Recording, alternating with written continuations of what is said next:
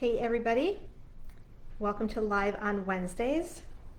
And today we're going to be talking about your health.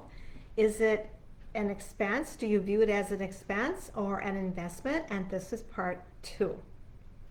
So I know for many people, and I'm right there with you, I'm going to include myself, that many times it takes a health event like a heart attack, diabetes, a diverticulitis attack, cancer, stroke, whatever it might be, that causes a person to stand up and take notice of their health. Now, you might remember in another post I had mentioned that researchers say Alzheimer's actually starts about 30 years before you actually present symptoms, before you actually see the symptoms. So even consider autoimmune diseases. Most of them do not just appear overnight, right? Rather, it's more like this slow progression and worsening of symptoms over time, and could even take years before it's diagnosed. And these symptoms could start out as simple as normal everyday types of things like colds or congestion or sneezing, rashes, indigestion, whatever it might be, but as it goes on, it becomes more frequent, worsening, and the symptoms become more broadened and wider. So think about it. Is it ever too early to invest in your health? It's easy to sacrifice health care when there isn't something real evident, real proof of it, like staring you in the face, right? I mean, I've been there. Been there, done that, especially when money doesn't always seem to be available to invest in it. But it really came to the front with me. I mean, I've been investing in my health for years, but at a pace that I could understand, and probably could have done more. I'm just going to put it out there. But when I got hit with Lyme's this year, if you know, I mean, everybody knows that Lyme's, if it's not addressed, can turn into a chronic, long-term, life debilitating disease. Everybody's different how it affects, but that's a possibility.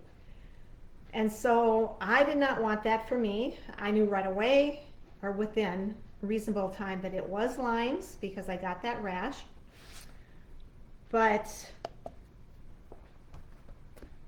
it took time also for me to find a place where I wanted to be treated for it. The long term, after the antibiotic thing. So finding someone who would take it seriously and whatever, you go to these people, and if anyone else has been to a naturopathic type of a doctor, you know it is not an inexpensive thing. I'm talking thousands of dollars here. And it's even worse because you have to cough it up all at once up front. So it is like, it's like just a hit in the face, you know, bam. Instead of, you know, like a little bit every month that you can afford within your budget, it's like all at once. And so then it really seems like, oh, I can't invest in the healthcare. But I knew with this, because I did not want it to turn into a lifelong chronic condition, another autoimmune condition, I needed to invest that money. So I did, and it was, you know, a few $1,000s. But I knew it would benefit me in the future. I mean, you either pay now or you pay later, right? So if I hadn't done it now, if the chronic condition would have ensued, who knows the amount of money. I mean, I know people who have spent even more money trying to heal themselves of the chronic condition, and they still haven't done it. So it was important for me to be able to do that. So, but what was interesting is that not only was my Lyme's addressed, but there was a very, very thorough lab work and other tests that were done that exposed some conditions I weren't aware of, but also some good and bad. So, I mean, I have like an excellent, he's telling me I have an excellent respiratory system that should take me into my 90s. I have an excellent liver, excellent kidney, all of these things. You know, he's like, you should live to be 95 or 100. Well, that was good to hear, because I do focus on those things on the regular. You know, every day I focus on my liver and my gallbladder and my cardiovascular system. So I was happy to hear that those things were good. But one thing came up that I thought was very interesting. I had never heard of this thing before, but it was high ferritin levels.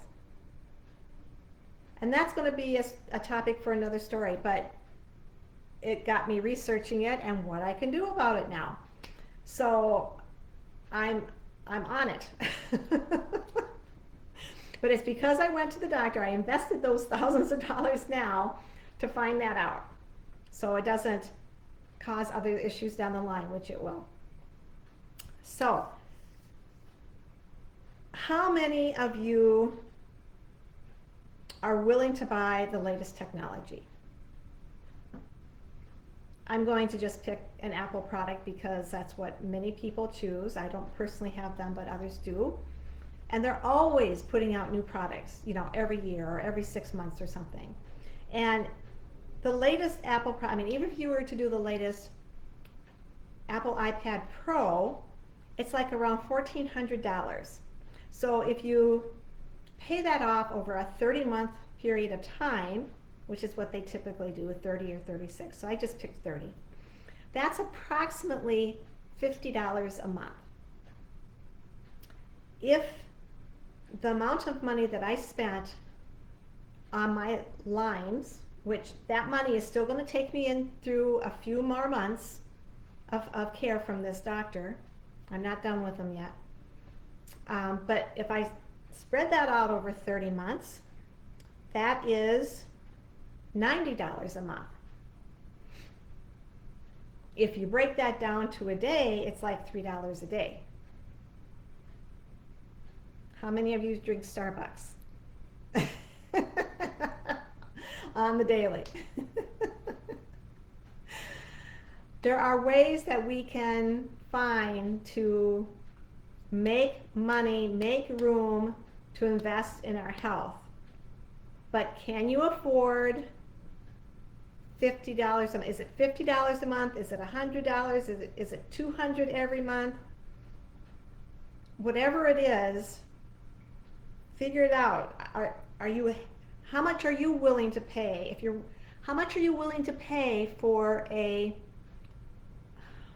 longer, healthier, happier life now, instead of paying for it when you're suffering way down the line? The other neat thing about finding out things now is that you have some health markers now set in place for comparison, so that down the line, when you get tested again, you can see, oh, I've improved, or I've gotten worse for whatever reason. You know, you have good comparison markers there. But the point is to start someplace and then just stick with it. Because, I mean, if you start with just one supplement, it takes a minimum of 3 months to see a really good turnover or result from that supplement that you're taking. So if you're not sure where to start, reach out to me. I can certainly help you to figure out what might be a priority place for you to start and try to figure out what might work for you, within your budget. But the point is to start. Get started someplace, investing in your health. And we all know that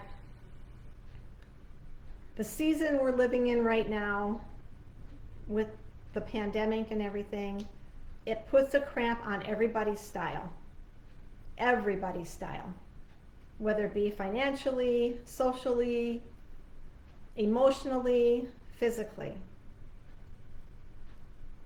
But it's important to look at what we can do within our circumstances rather than what we cannot do. Because that only will, looking at what you can't do is not going to get you anywhere. You have to look at what you can do.